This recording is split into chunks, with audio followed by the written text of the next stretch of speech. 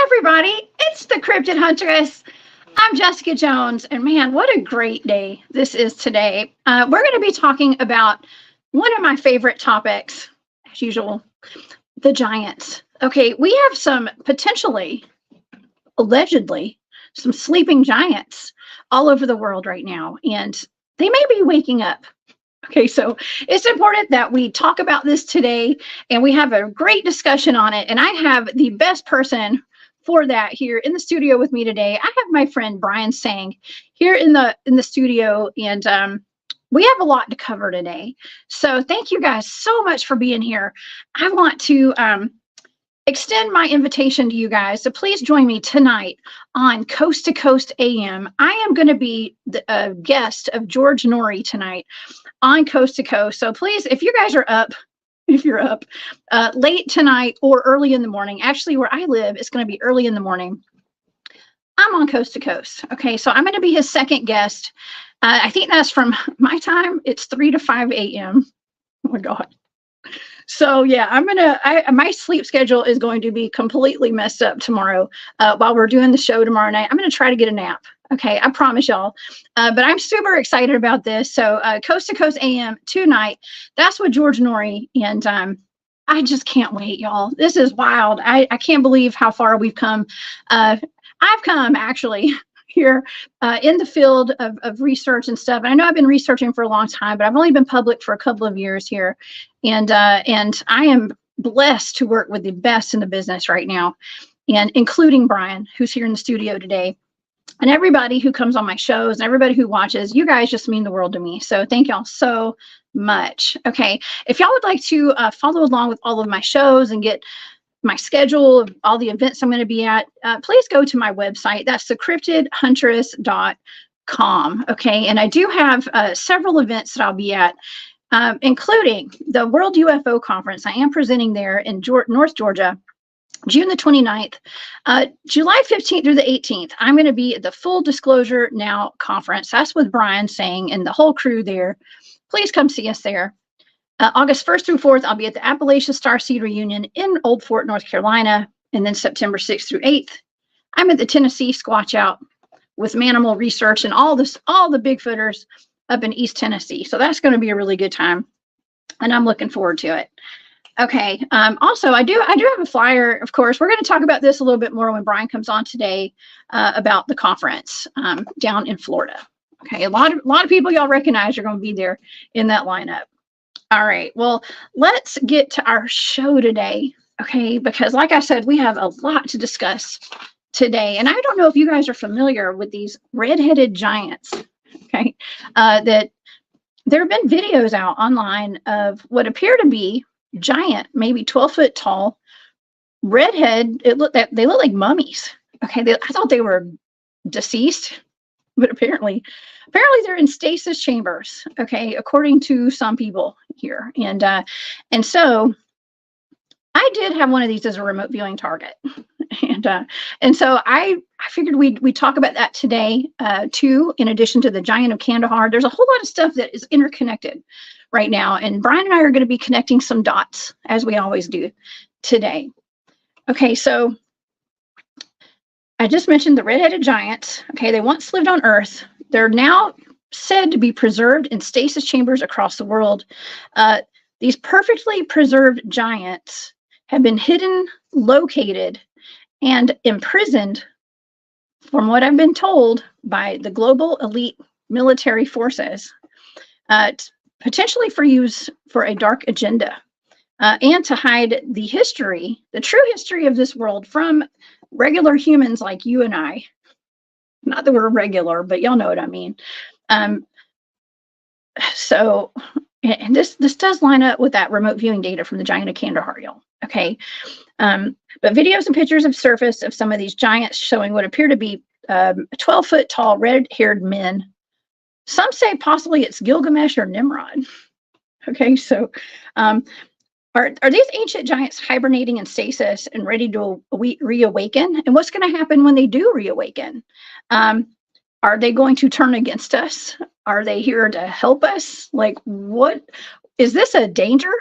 Okay, because if this is real, and I believe it could be, this could be an imminent threat. Okay, in addition to the elitist agendas and stuff that are going on right now, or it could be a big help for humanity. They could bring humanity forward in some kind of a way as well. So here we are. We're going to be here discussing this.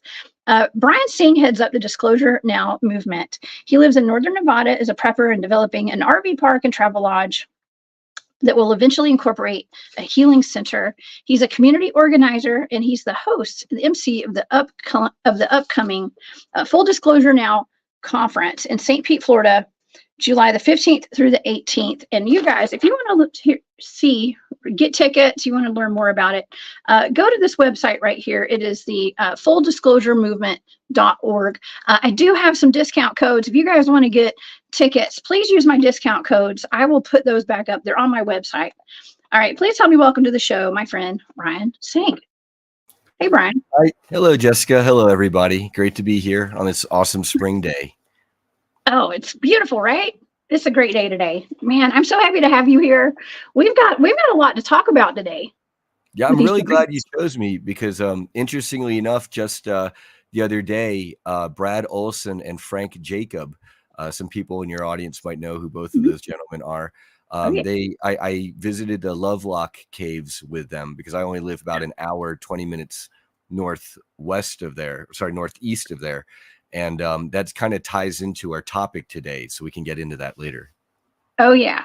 Well, okay. Well, Frank Jacob is a friend of the show. Okay. I had him on Spaced Out Radio. I love Frank. Okay. And I love Brad too. Goodness. I met Brad last year at the Journey to Truth conference. That is my buddy. I love that guy.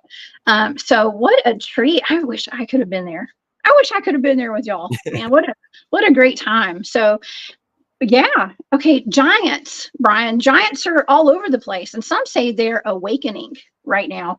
I think the first time I heard of these giants, and I saw a video of one like in a stasis chamber. I'll show the audience what we're talking about today.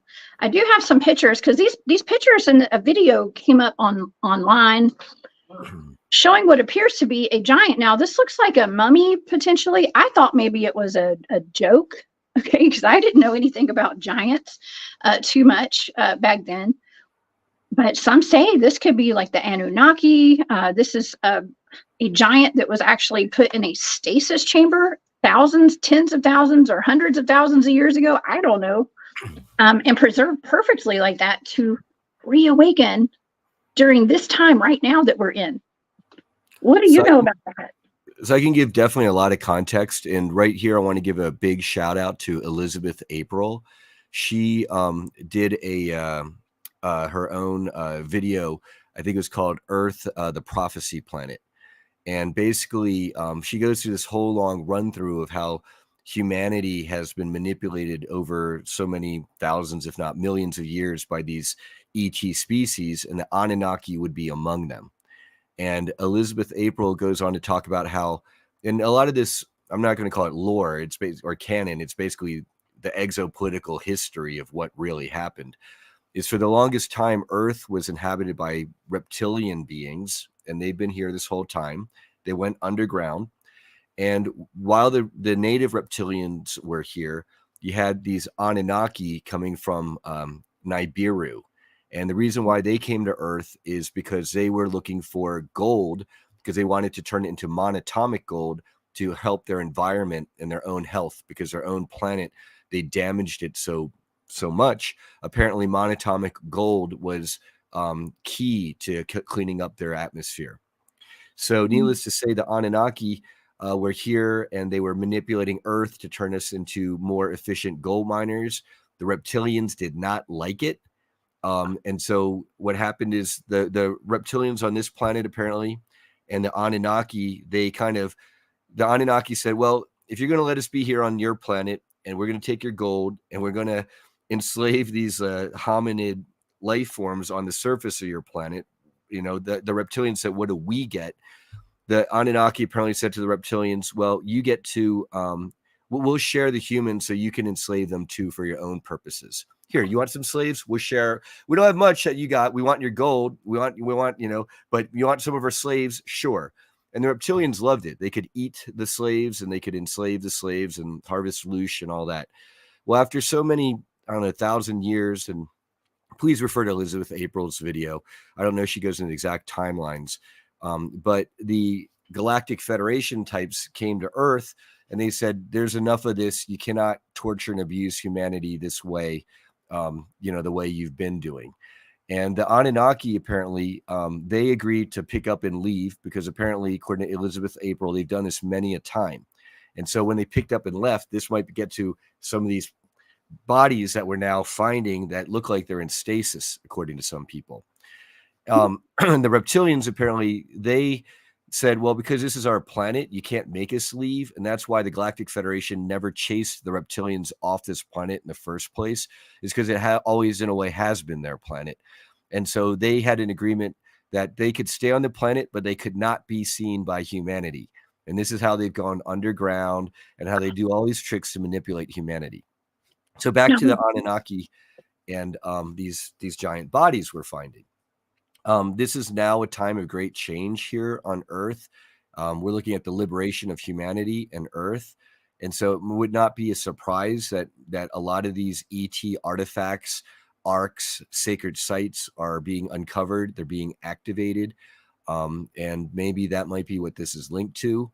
And I'll let you talk for a bit, Jessica, but I know you got a lot of data, but I have insight thanks to folks like John Whitberg, a good friend of mine who's a survivor of these secret space programs, and he's given me further data on this to share. Oh my gosh. Okay, this is so interesting, because when I was deciding what to do the show on today, I had two ideas in my head. One was the underground reptilians, and the other was the giant. Okay, and it was actually what are those statues called? The Ubin statues or something. There's like the reptilian statues that are very old. I was actually going to kind of focus the show on those, which this is actually all interconnected. It's interconnected, absolutely. I didn't know that. I didn't realize this was also connected. So that's odd that that was on that vibrational frequency yesterday to choose between one or the other, but they're actually kind of one and the same. Yeah. Well, if you pull up that imagery on the screen of back to the Gilgamesh stuff and the Babylonian stuff, basically when the reptilians went underground, the Anunnaki, they continued to kind of educate mankind, because I suspect that, part of it, you might say it's the benevolent patriarchal masters who they want to be kind to their slaves and share knowledge with us. Others might suspect, well, hey, we're going to be better and more efficient at mining if we have art and mathematics and engineering and, certain abilities. Now, just like the Babylonian artwork, you see these beings who look pretty much just like Gilgamesh, in these other depictions. And, Babylon was where they were for humanity, at least in mainstream history. That's where our first laws were, written and disseminated, and, court systems. And that was under King Hammurabi, I believe, of Babylon. And then you got all the biblical references going to the Nephilim and the giants and red hair and mating with humanity's females. And, that explains a lot of the artwork and the lineage here. Now, in terms of the way the Anunnaki look, there seems to be a lot of confusion here. So I want to clear that up. This Anunnaki, some people, when they talk about the Anunnaki, they channel them or they communicate with them. Or Elena Denon, she says she communicates with the Anunnaki, like Prince Enki or Prince Ea, is what she says. And she depicts kind of like a white albino looking large humanoid who's kind of looks almost like a cross between a human and a gray. And then now we've got these bodies here, and some people say they're the Anunnaki. Well, those look like two different beings. Why is that? Well, apparently the native space form of these Anunnaki would be that pale albino, more hairless looking being. It's the Anunnaki who kind of went native and mated or hybridized with human females who are kind of, I refer to them as the Jason Momoa barbarian looking Anunnaki. They went native. And according to John Whitberg, the proper term is Creole, to kind of, denote that mixing. And apparently these Creole Anunnaki, they're considered inferior, or they're the barbarian Anunnaki to their more refined, pure blood space brethren who never, descended down to Earth to mate with humanity.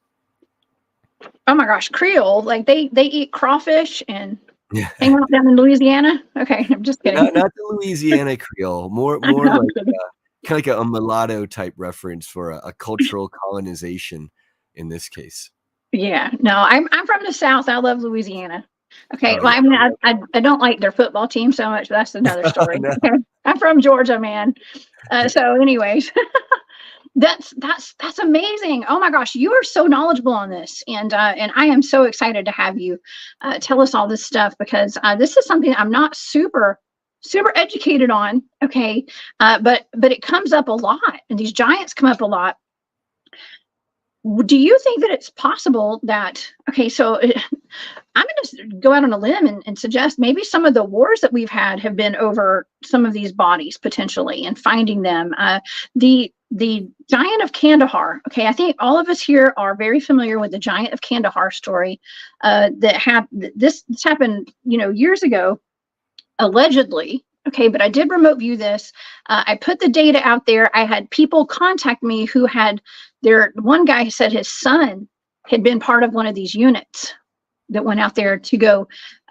He said that my data lined up with what he was told by his son. Okay, which is interesting, because I was picking up that yes, there were giants. I picked up on two of them actually. And they did attack the U.S. forces, those troops that went in there, but they were there. They were waiting on them. They knew they were coming because those troops had been sent in to obtain a sample, a DNA sample, potentially for cloning purposes. Okay, cloning. And that's not surprising, because in the reports for the giant of Kandahar attack, it appears that when the squad, the platoon or whatever, when they first went into that cave opening, that one giant was ready for them, because they right off the bat, the giant speared one of the servicemen through the chest. Mm-hmm. And that's the serviceman, that was the one casualty off that firefight. And the rest ended up trying to shoot the sucker in the face because they were shooting it and it wasn't going down. And then, when you take these images or these depictions of the giant of Kandahar, and then you put them side by side with a kind of the Gilgamesh type, giant that was, in stasis, perhaps, this looks like a very, what I would say, there's kind of a lineage here, right? Mm-hmm. These would be the Anunnaki when they were in their prime, back here on ruling Earth and humanity. And then they got chased away. Maybe some stayed and went underground, and, being cut off from their space civilization and heritage, they probably went feral, if you will. Maybe they lost their way to inner Earth and they got stuck closer to the surface. And, they've been there all this time. Another one of our viewers here commented in the chat about the Stargates in Iraq. And you were wondering, hey, maybe some of these wars have been fought over this stuff. And so, according to Audrey Walters, who is very knowledgeable about Stargates, and she's deserving of a whole nother show of her own, or a series. And she has her own YouTube channel, of course. She discusses a bit on this, about these Stargates basically being shut down and taken away or deactivated because, humanity's not ready and things like that. So I get the sense of like a land of the lost feeling, where these are the giants who got stranded, if you will. Oh my gosh, got stranded. Wow. Okay.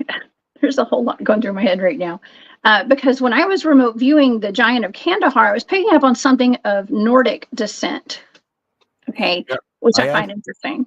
So I asked John about that, John Whitberg. I got to ask him, and I asked him, are the Anunnaki and the Nordics related? Okay. And he said, they're both species of humans, otherwise, no. And I asked, do they interact much in terms of the future of Earth?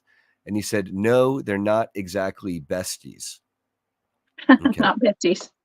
Okay. So, but there might be some kind of interaction and ties there in the data that you picked up, because I'm sure you could tell the audience with remote viewing, you could get lots of hits and yeah. Well, And the way you, I guess maybe because it looked Nordic. Okay, it looked like a Viking to me, and so that's why I wrote that down, because that's what I was interpreting in my analytic overlay.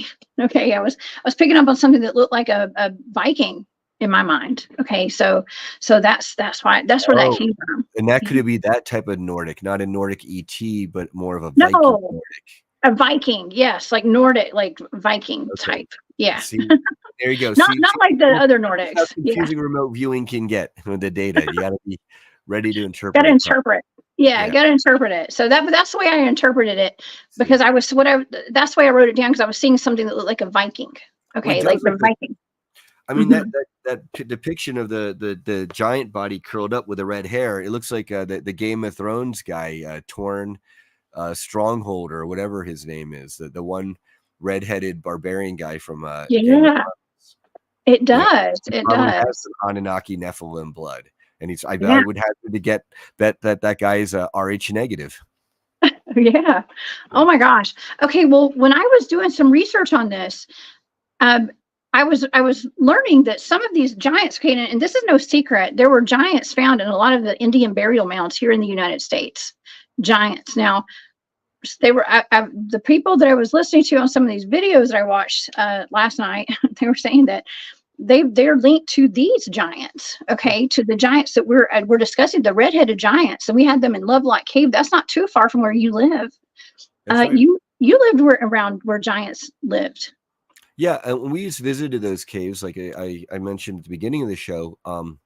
And I was kind of curious, the cryptid hunter in me was wondering, gee, I wonder if there's the Lovelock Caves, and you had giants here, are there, can you go further into any caves to find inner Earth? And what my one friend did, he's gifted psychic in his own right. He says that no, probably the inner entrances, the entrances to get tunneled down further to inner Earth probably got sealed a long time ago. And that's probably why those giants got trapped where they were towards the surface, because why would they want to live on the surface as barbarians if they could make it to perhaps greener pastures on the inner Earth? Now, you mentioned maybe why they were going in to get the Kandahar giant was to obtain genetic samples. Mm-hmm.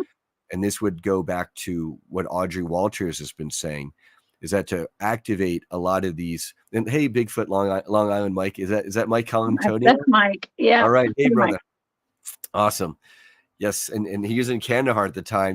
These synchronicities are amazing there. Oh, yeah. Great. Hey, Natalia. Excellent.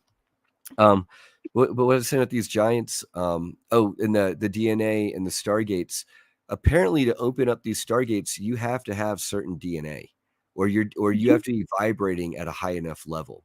Because what Audrey says is the Stargate system, just like in the TV shows and the movies, it really is meant to be a highway system between planets and places.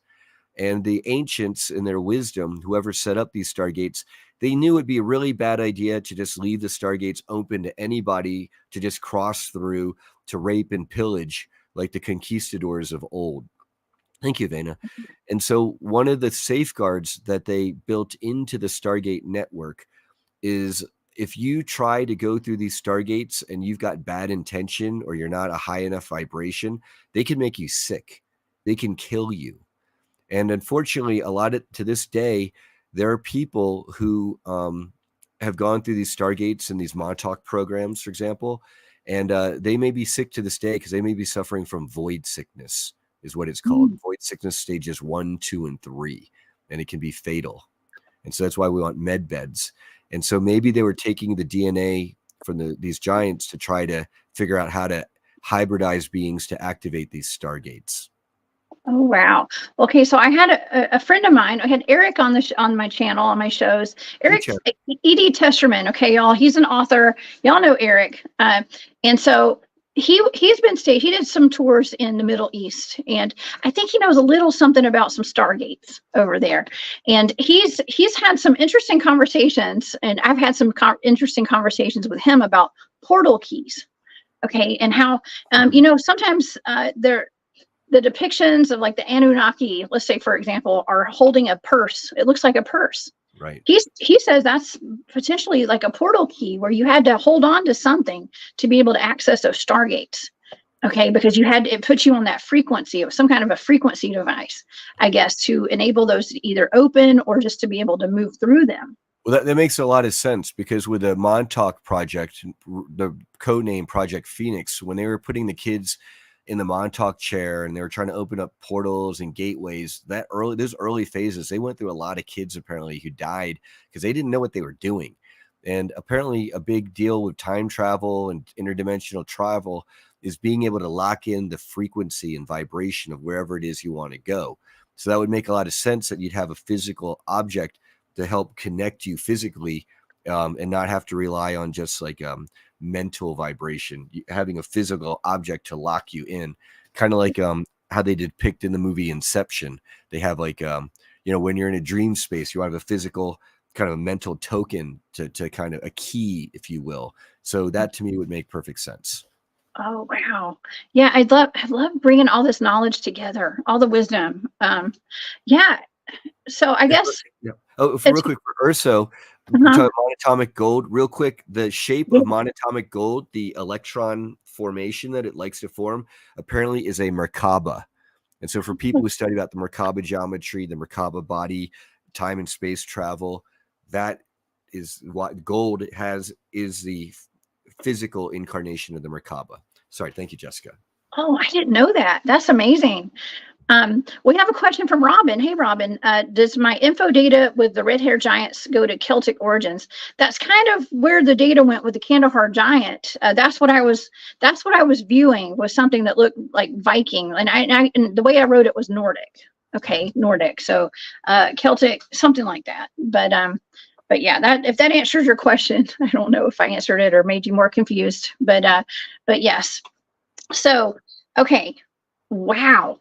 And there are So now, mounds, pyramids in throughout Ireland, and so oh yeah, Robin, I wouldn't be surprised if that was a form of burial mound as well, or linked to their technology, the Atlantean technology, which is linked to the Anunnaki. oh yeah. I mean, we have pyramids in the United States, all over the states. Actually, they say that there's actually a bigger pyramid in Central America than the Great Pyramid of Giza. Okay, and so and when I was doing my research on the reptilians, like I was actually considering doing my show today on the reptilians and the history of the reptilians and the artwork and the statues all over the world. That even the Aztecs, like there's a lot of reptilian artifacts throughout the Americas. Period. Okay, so it just makes you and they're wonder. linked to inner Earth. Yeah. Oh You yeah, know, subterranean reptilians. in You know, Mexico, and throughout that region, it's plenty of underground cavern systems. oh my gosh. Well, you went ahead and knocked out like 5 birds with one stone in the beginning when you first started telling us about this, because it all makes sense. Okay, it really all makes sense because yeah, the reptilians being sent down underground, basically. Did they you said they agreed to go underground, or they were kind of sent there?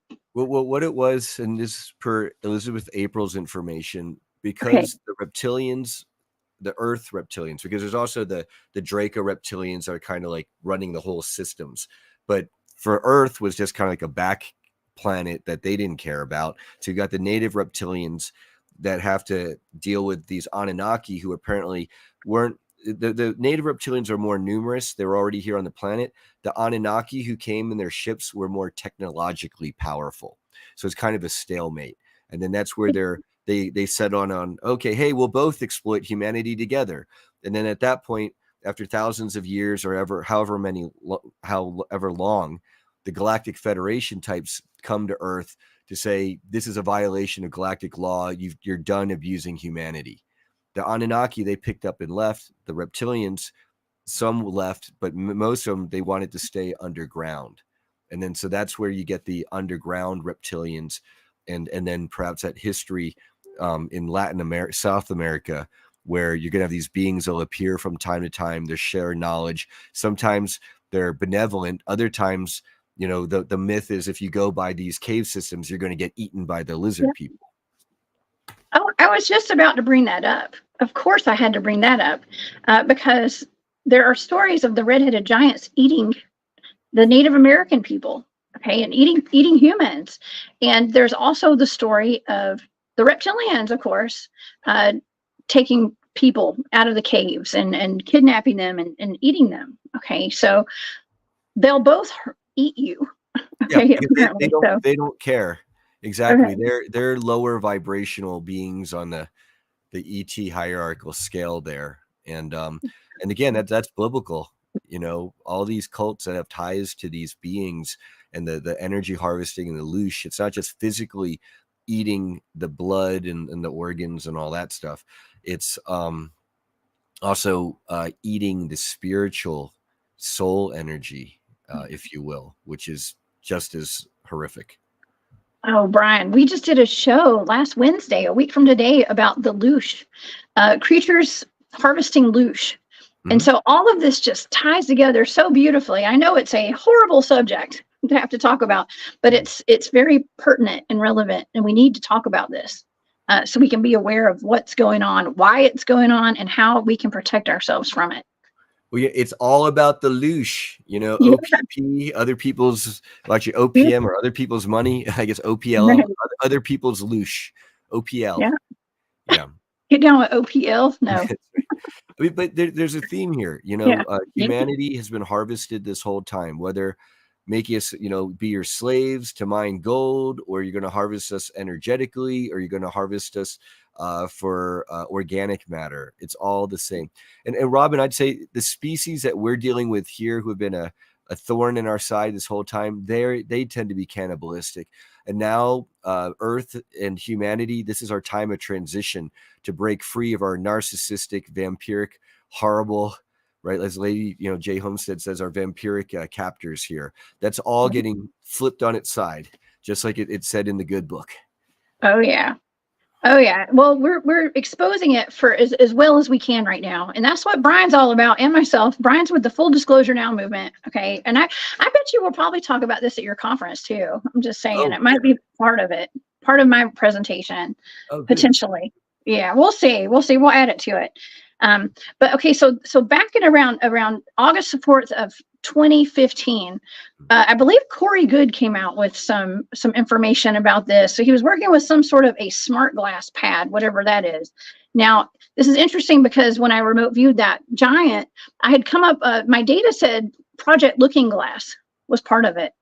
Okay, so I don't know how that ties into all of this, but I think that there's a connection because it was in my data on these stasis giants. And then Frank Jacob is with Project Looking Glass, Guardians of the Looking Glass, and I was just at the Lovelock Cave, so the hits keep coming.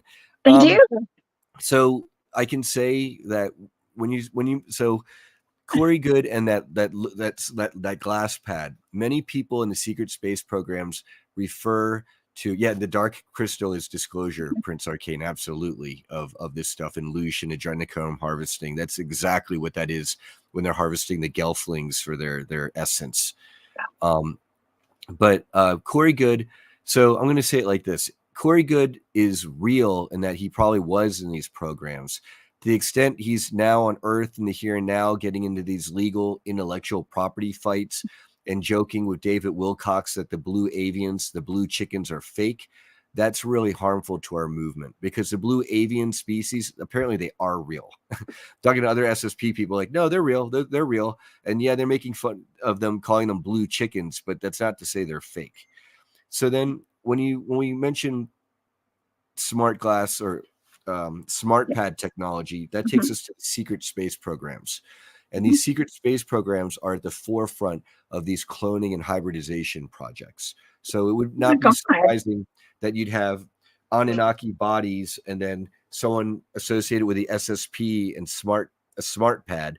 And then when you talk about looking glass technology, that's technology that gives us the ability to look forward and backwards into the future and the past.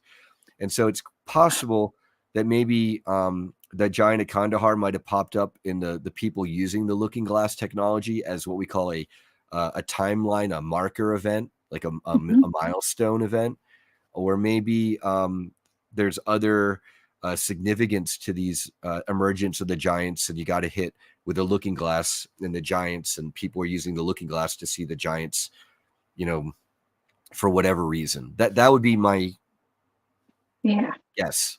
Yeah, there's something going on here, and I mean, it's all about the timelines, right? It's all about the timelines. I mean, we are living in such a fantastic time right now, and I'm on a great timeline. I know people are like doom and gloom. I'm not. I think that we're here to help take it higher. Okay, help these timelines go higher. In my mind, if these giants are waking up, they're going to be our friends. Okay, like I'm trying to be positive about this. They're not eating us, y'all. Okay, just keep going. They're not eating us, right, Brian? They won't be permitted to eat us. So either way, if they want to or they don't want to, they won't get to. They won't get to. That's right. That's right. We got the full armor of God around us. Okay, that's right. So they're not going to eat us, nor the reptilians either. Okay. At least hopefully they can't catch me. But anyways, you're protected. We're protected. That's right. That's right. Okay. Okay. So part of the discussion on these giants is that the elite global forces, military, let's just say the military is going and they're locating all these giants. They've located them. They have basically, I don't want to say kidnapped, but they've taken them hostage basically and put them in. As they wake up, they're putting them in an underground facility, from what I was researching. Do you know anything about that? Because that would have to do with the secret space program, I would assume. Yeah, I mean, I've heard plenty of reports of underground facilities like Dulce Base and their Hall of Horrors, Archuleta Mesa in New Mexico, where they, house different ET beings. Like, according to some reports, what you see in Men in Black, where they go down this deep, the elevator's way down and it opens up and there's these giant spaces. Like, apparently places like that do exist here on Earth. Oh, here's Barry. Why doesn't anyone discuss sorry. I just hit the button as you did that. Sorry. Yeah. Yes. Well, hold on. I'll go back and find that. Sorry, Barry. The melanin dominant giants from the Triangulum galaxy that were here first. I can't speak to that. I can speak to people apparently who are melanin dominant, people of color on this planet are apparently they're harder for the reptilians to access for brain control, for mind control. Okay, so that the melanin dominant thing definitely plays a role in psychic abilities and ability to be manipulated or not psychically. But that's all I can say on that, Barry. Very interesting. Yeah, those are all interesting points there. I didn't mean to take that comment down like that. My fingers, I'm just hitting buttons left and right. Okay. But okay, so let's just say they're being held captive. They are being cloned. Okay, potentially we have this technology. When these giants are waking up, okay, what do you think? This is just there's no right or wrong reason to this really, but what do you think? Like, these things are waking up. First of all, can they be fooled, or are they here to take over humanity and to rule us once again and to further enslave us? Or are they here to spread their knowledge and help us? I would say that it's kind of like there's a progression, if you will, of our relationship with the Annunaki. And at first, it's kind of like we were more their pet dogs, that they ate and enslaved and had sex with, hybridized with, and it's pretty messed up. But over time, I think that, that would obviously be the horrible slave monster type relationship. But I think over thousands or millions and thousands of years, there's also other relationships emerge where there's going to be more of a patriarchal. They're teaching us fire and mathematics and astronomy and spirituality. And then I think that now here we are, where we are now in humanity. I think that if we are going to rekindle a relationship with them, it's going to be much more as equals. I think that there's going to be much more of an intergalactic presence, making sure that we don't revert backwards. Like those are the old days. I think that probably any of the Anunnaki that have been put in stasis and they're reawakening, I think that they too have, the ability to see the future, and they probably foresaw this time. And maybe they're going to awaken to maybe rekindle a better relationship with humanity this time around. That's my positive hope. Okay. Yeah, we're trying to stay positive. We're trying to. Now I was researching that okay, so there's somebody named Cobra. I don't know who Cobra is, okay, but that's somebody that's in a couple of these videos that I watched. They're talking about how these giants have been taken over or taken hostage by a chimera group, which is odd, which are part of the demonic global elite, this person says. But the plan was for them to sleep through the dark ages, okay, while humanity was dead asleep. And as we awakened and the earth started to vibrate and change the frequency and shift into the dimensions, which is happening right now from the 3D to the 5D and beyond, they were to wake up, but they had no plan of being captured by the dark forces. Okay, that's what this guy was saying. But it boils down to this day, time, and age right now. And do you think that's why we're seeing giants walking on the mountainsides, and people are getting videos of these giants? And as they're putting these videos out on TikTok, they're getting disappeared. Yeah, and not only are they seeing giants on mountains, there's videos of giants like on clouds, like they're probably walking on top of a mothership, and it's like, oh, there's giants floating on top of clouds, and that's why. I would say yes. I would say absolutely yes. These beings are returning. Everyone's returning, and the earth is being reawakened and activated. And then someone was asking about the pyramids and bases and ley lines. I would say absolutely yes, because part of the strategy of harnessing the earth's energy, and that's why all these pyramids and places are all over the earth, is apparently they had some kind of there's an energetic earth grid. And then apparently the earth, that grid was corrupted. That's how we got put under this negative timeline matrix. And now that earth grid is now being cleaned up, and part of the reactivation might be these beings coming back to these ancient sites, perhaps with more benevolent ETs to activate these sites and to clean up the energy. And then we have many friends in our community who are traveling to these ancient sites, the burial mounds, the ley lines, and they're doing energetic earth healing grid work. And so it's all tied together. Absolutely. Oh yeah, totally tied together. Okay, what does the Smithsonian know about these? What do you think? So actually, it's a really sore subject, Jessica. Don't choke. Did you just choke on your drink? What just happened there? Yeah, I was like, the Smithsonian. I know, right? Well, right, I had to ask. With the Lovelock Caves, the lore is that the local Paiute and Pyramid Lake tribes, they were terrorized for the longest time, and that's by the Lovelock giants. And these giants the complaint was that the giants would terrorize the tribes people by kidnapping them, capturing them, and eating the people. And so, a couple of like 100 years plus ago, or I don't know the lore of the Paiute tribe well enough, but this is down through the people of Sarah Winnemucca, who translated a lot of Paiute into English, apparently. The tribes people, they all gathered together. They came to the Lovelock Caves, where the giants, the last of the remaining giants in the region, were living. And if you go to the cave, there's kind of like a main entrance, and it goes down the hillside, and then there's kind of cracks along the hillside where you could maybe cram or get in. And apparently what the people did is they stuffed the cave entrances with brush, lit it on fire to smoke the giants out. Some of the giants ran out to, because they couldn't breathe, to get away from the smoke. And the Paiute shot them dead with arrows. The remaining giants stayed in the cave. They choked to death and they died. Apparently, some remains were eventually recovered from those caves, because those caves got filled up with bat guano and all sorts of stuff. And the bat guano ended up being literally harvested out, mined by a corporation back in the day, because you can use guano to make saltpeter, which you use for dynamite. During the gold rush and the silver rush eras in California and Nevada, you needed a lot of dynamite. So apparently these bones, these remains were recovered, and they were brought here to Winnemucca to the Humboldt Museum.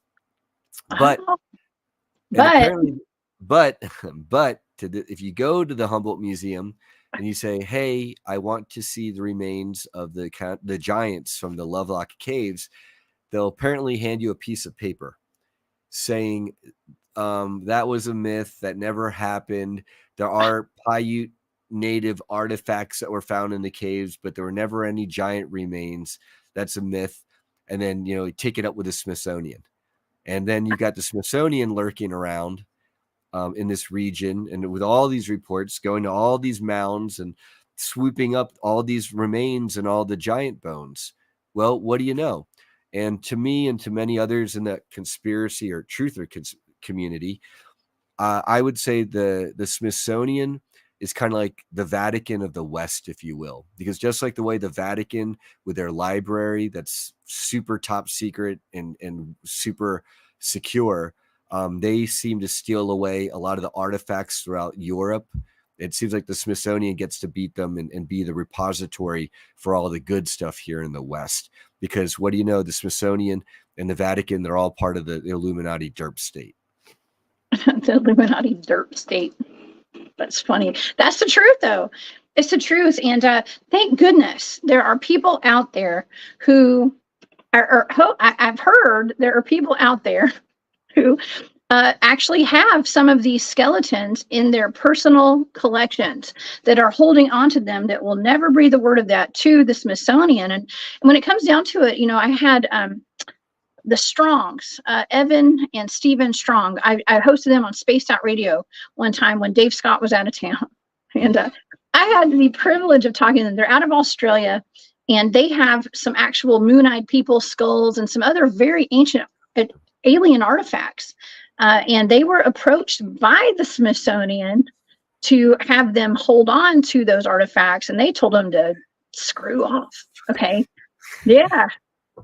But then they started getting watched and followed, and yeah, they started being harassed by the government and stuff and agencies. So I mean, it's best just to not tell anybody, I guess. Well, that's what they want. If you want to be left alone. But this is the reason why they do it.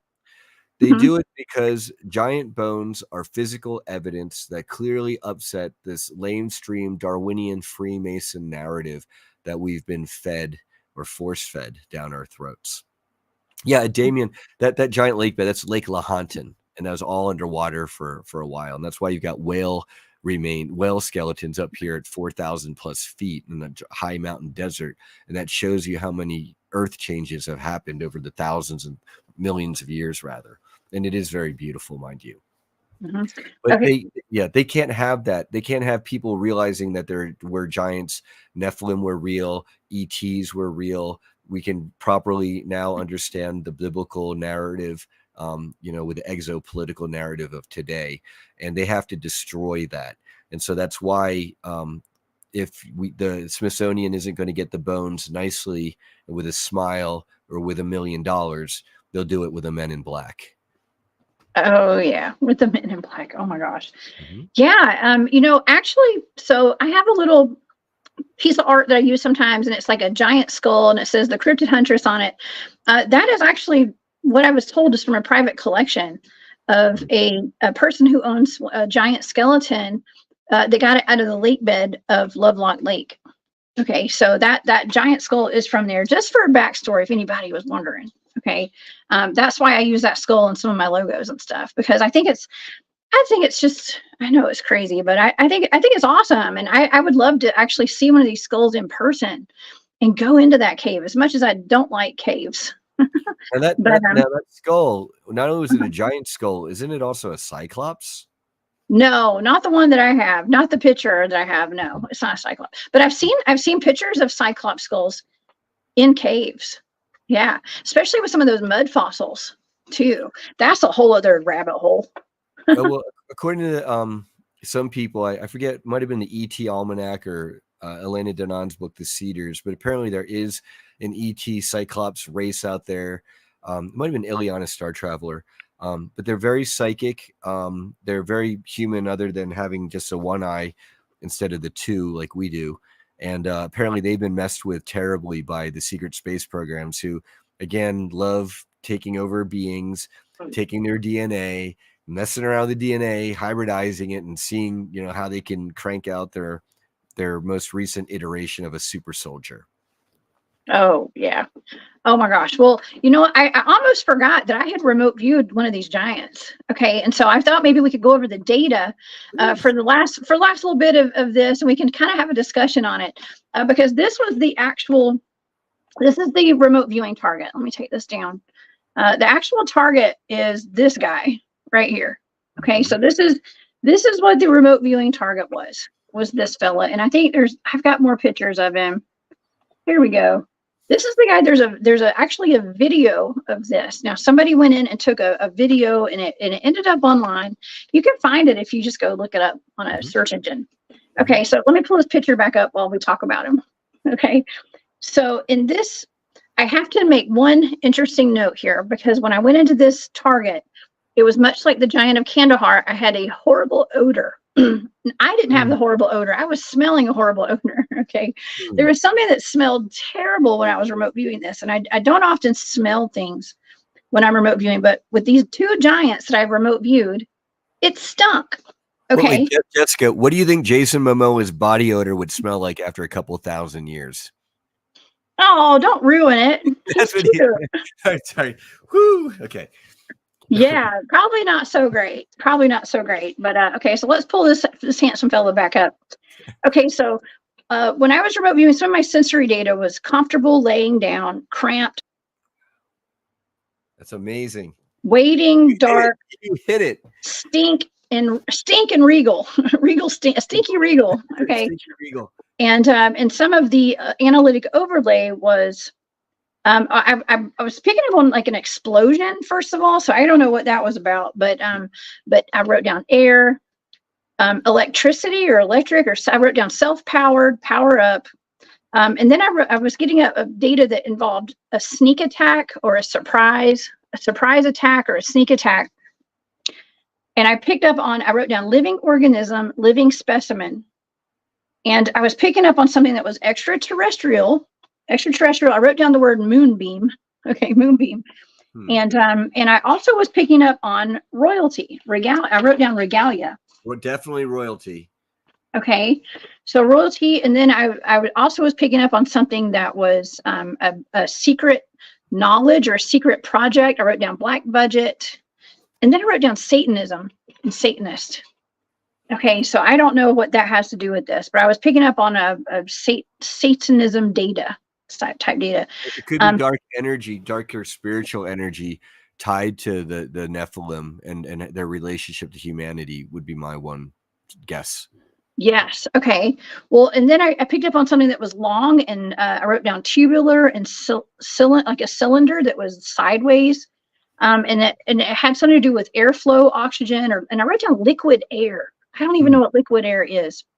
It could be liquefied oxygen as part of their preservation system. Might be a part of their stasis technology. Okay, interesting, because I wrote liquid air, and I actually put a question mark beside it because I was like, what in the world am I looking at? And then I wrote down looking glass, like Project Looking Glass, I guess, because I wrote down looking glass, and then I wrote down technology, and then I wrote looking glass technology, something that was linear. Okay, I wrote down linear, calm, relaxed, time traveler. And then I heard clairaudiently, all hell breaks loose, don't wake sleeping giants, and the great deceiver. And I actually wrote down the word devil. Okay, so, but interestingly enough, that's most of my data in a nutshell right there. Well, there's another link there with the Annunaki. You know, you've got the brothers Enki and Enlil.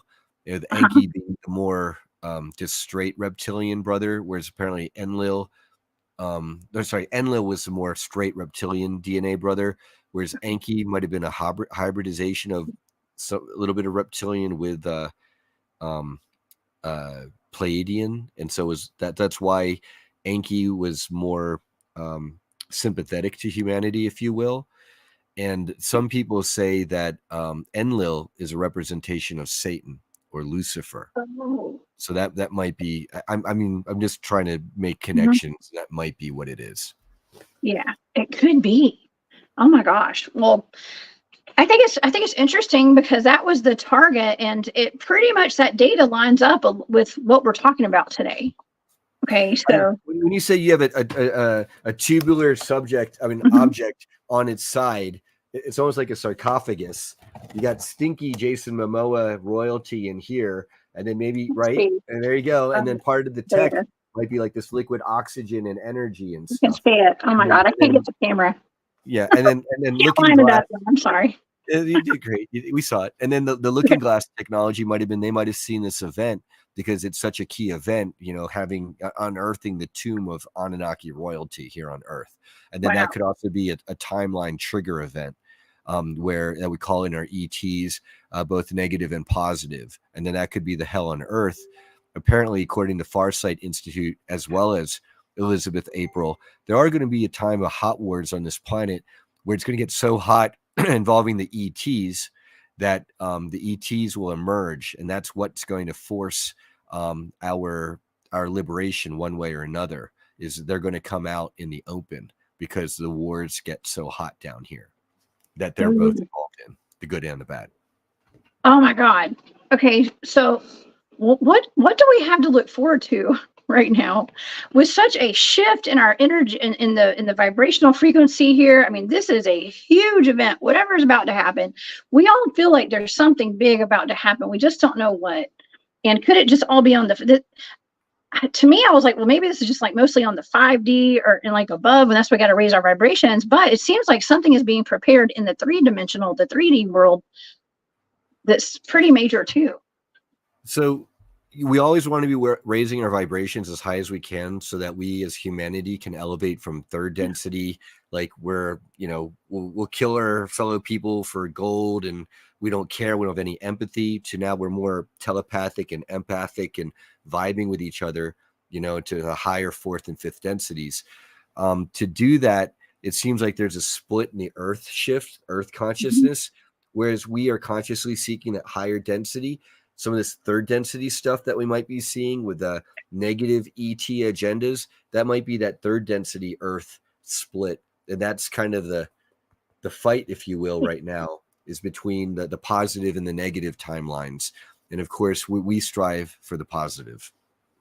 We do strive for the positive, and we're like, I mean, anybody who's watching this show today, like, can see that you and I are really leaning towards the good. We're really leaning towards this being, I think just being positive in the fact that we're talking about this, and I do believe through this remote viewing target, I think that this is a living organism. This is a person. This is not a mummy. It's not a dummy. It's not something that. This is real disclosure right here. I think whatever that video was, these pictures, this is disclosure, y'all. I think this is really happening right now. Okay. I mean, the fascinating thing, Jessica, is all this data that you're getting and these hits, they line up with all the research and testimonies coming out of the secret space program time travel community, you know, and then you're getting time travel hits like Looking Glass, you know, and so this is, I mean, I think to us, with all the resources and the connections that we have, the tableau, if you will, is becoming very clear. It's developing like a Kodak photograph. Yes, there are no coincidences here. And I've been picking up on secret space program data since at least about a year and a half ago, when I remote viewed the Joe Bald wreck area for DA Roberts, and I was picking up on a secret space program layover hub underneath the ground there. Some kind of layover. I don't even know what that is. I don't know what for, but it was in my data. And so it's just slowly started leaking into, like, there's like cross-pollination here, okay, amongst the different communities, because it's all kind of bringing it all together. Well, think about it with the layover hub. They've got these underground bases like 10 kilometers down or so, and they're networked by these tunnels. and the different bases have different reasons for being. You've got the ones that are trying to control our weather. Mount Cheyenne apparently has the Stargate at the lowest level of its basement, like just like shown in the movie Stargate. You've got bases like Dulce I mentioned, where they're doing a lot of the nasty genetics and cloning. That's probably where all the Biden clones are coming from. So, you know, it wouldn't surprise me that you've got these bodies being schlepped around to the cloning bases probably. And, you know, this underground network is very much there per Phil Schneider and Alex Collier and all of the others.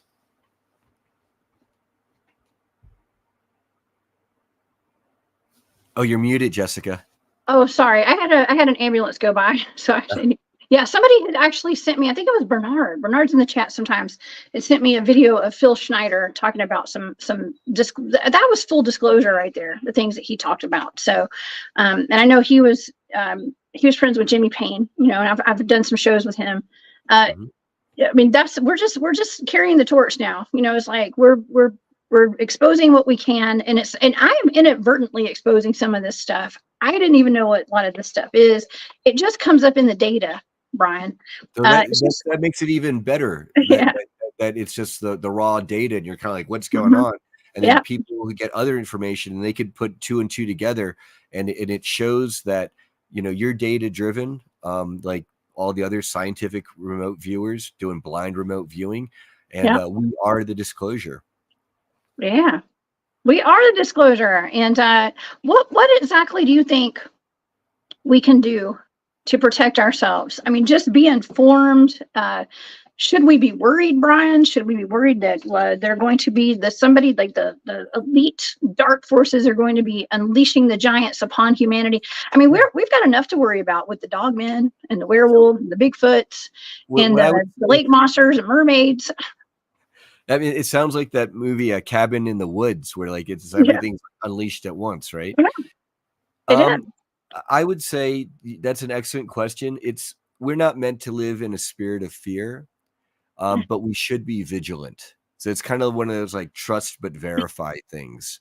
Yes. I think that if the more knowledgeable and aware and high vibration we are, the more shadow work we do. I'm not one of these, oh, it's all love and light. Don't talk about vampires and demons like you're going to scare people. No, I'm like, get right into there. Do the shadow work so that by delving through the darkness with a spirit of love and light, then we will emerge through the other side the better for it.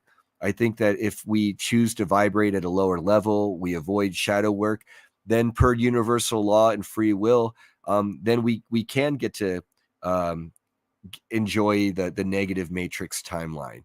But I personally would prefer to be on the positive timeline.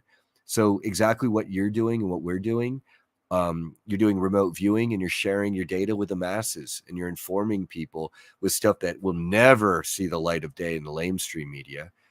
You know, I'm organizing conferences and events and making sure that you're there to present your raw data to the public, together with other remote viewers, SSP folks, fellow cryptid hunters, ascension people, psychics and shamans, and oh my.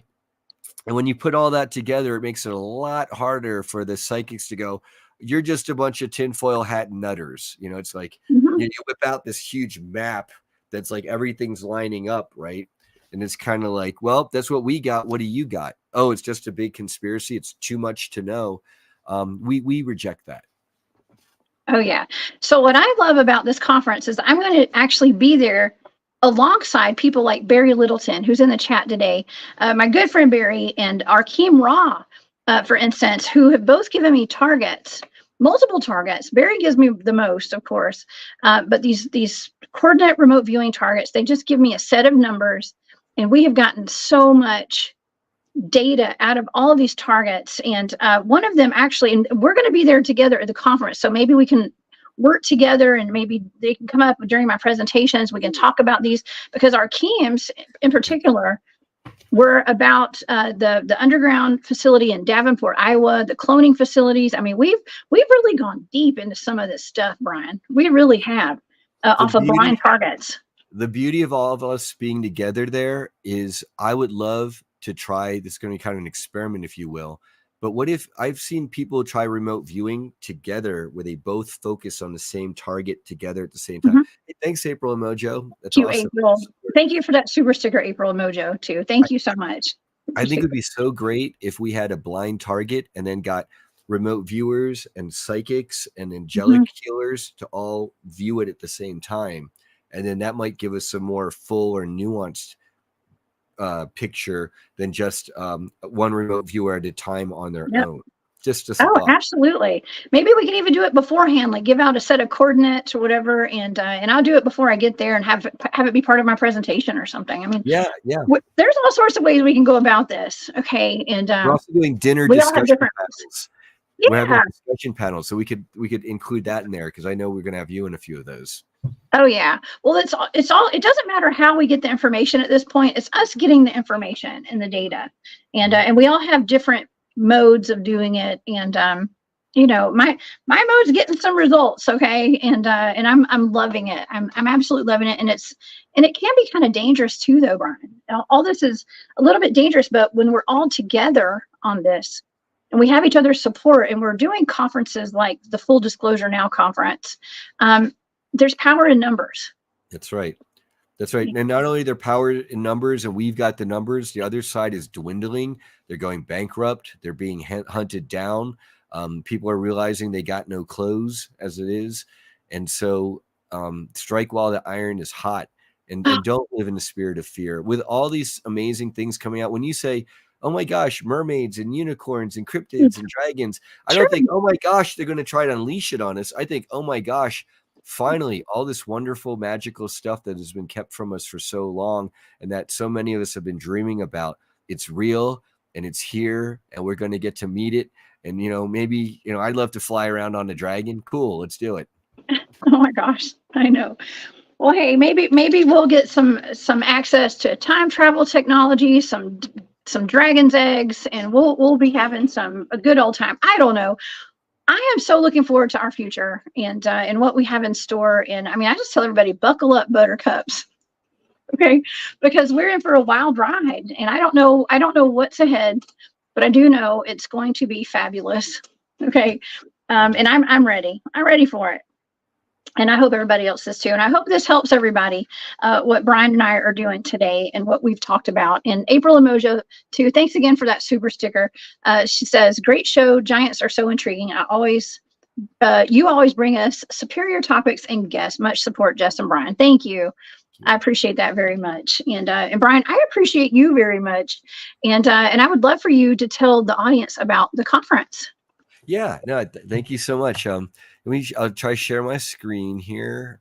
Screen number dose. And then we're going to go over here to our website and then allow. So this should be popping up right now. Okay. So Full Disclosure Now conference at fulldisclosuremovement.org. We're going to have like 37 plus presenters on all the topics we've been discussing. And you mentioned like Yeme Janae, fellow remote viewer. And here's Jessica, the Cryptid Huntress, down to Tony, who the Farsight Institute, they did extensive remote viewing to confirm on a blind remote viewing basis his experiences that he wrote up in his book, best-selling book series, Colony Cavalier.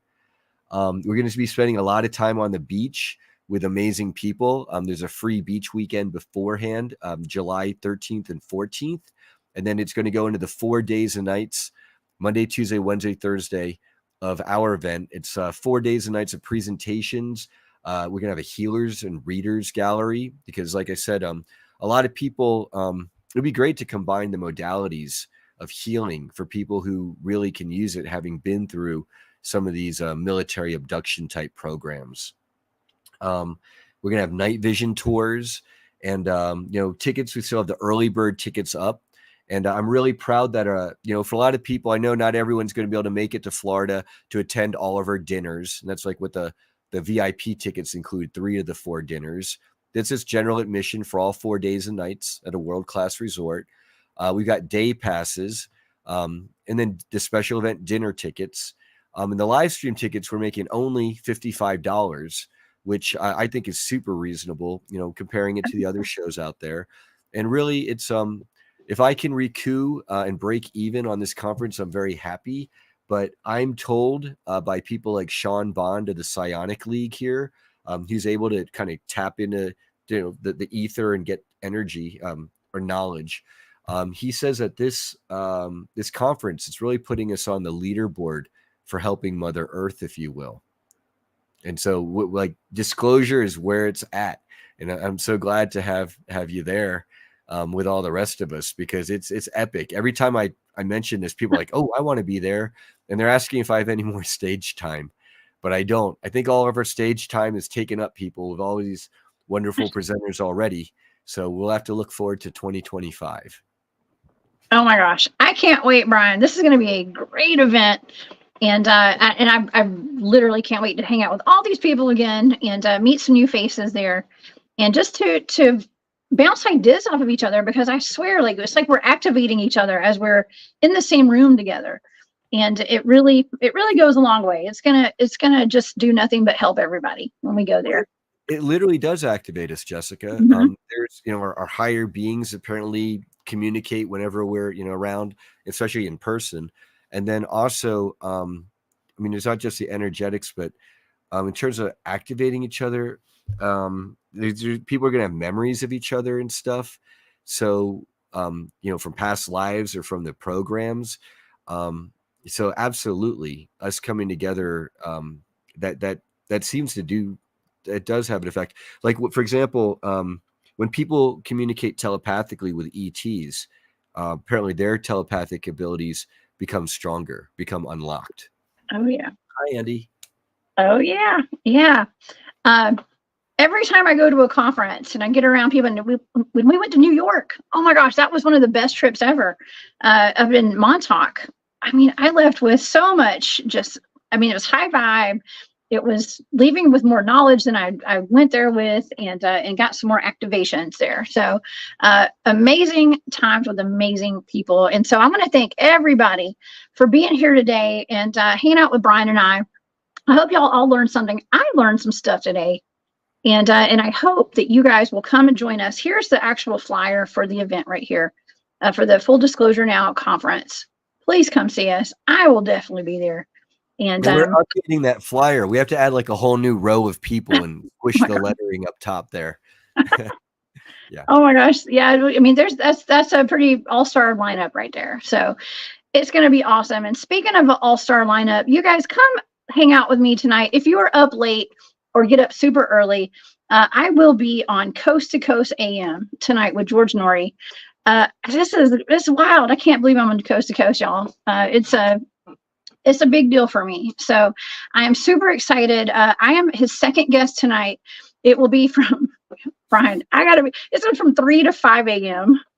Okay. So first of all, I don't know if a whole lot of y'all are going to be able to listen to that. Okay. But it'll play. It's live on their website, on the Coast to Coast website. You can listen live, or a lot of tons of radio stations air it at night. So, but eventually it will recycle back out, and they'll post it on their YouTube channel at some point.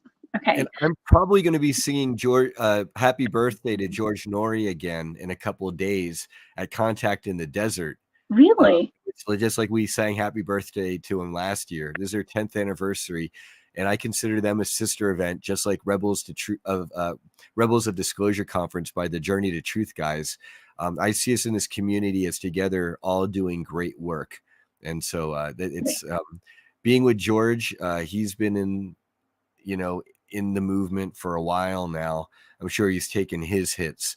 So for you to be up there with him, Jessica, that's pretty classic. Thank you. I am stoked. I'm so stoked. And April Mojo too. Thank you for another super sticker. Awesome. Yeah, that is very sweet of you. I'm gonna say, yeah, that's another one. Thank you so much. That is very sweet. So yeah, thank you guys so much for all your support and just for being here today. It really does make all the difference, and I do appreciate all of y'all. Okay, and I'm gonna go to bed now, so I'll have some rest for tonight. Just kidding. But yeah, y'all come back and see me tomorrow night. I have remote viewed a really strange creature on a Ring doorbell cam. It's that little critter with all the beer cans in the back, if y'all know what I'm talking about.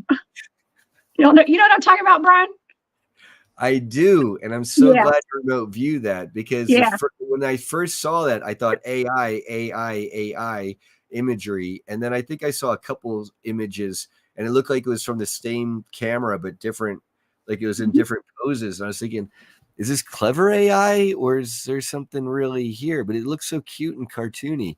And then Yeah. it's that's perfect that you've targeted that thing. I want to, Oh I want yeah, it's been targeted.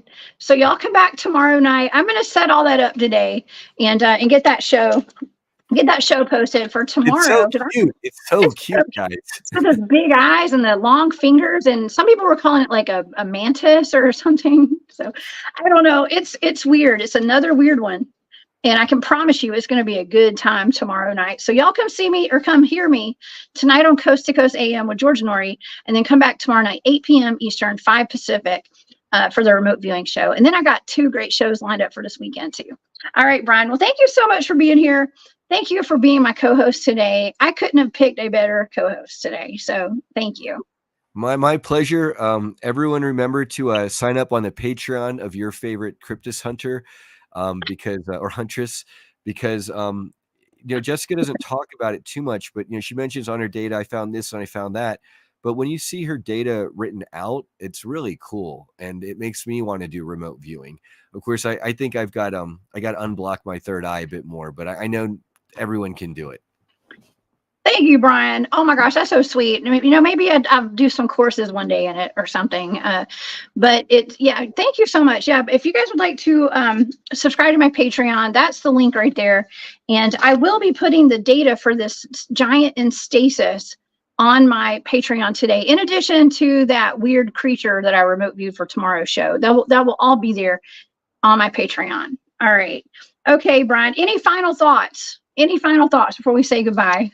I'm just so thrilled this summer. There have been so many events. I'm going to be at Contact in the Desert. I'm leaving today, and I'm thrilled to have all of you here.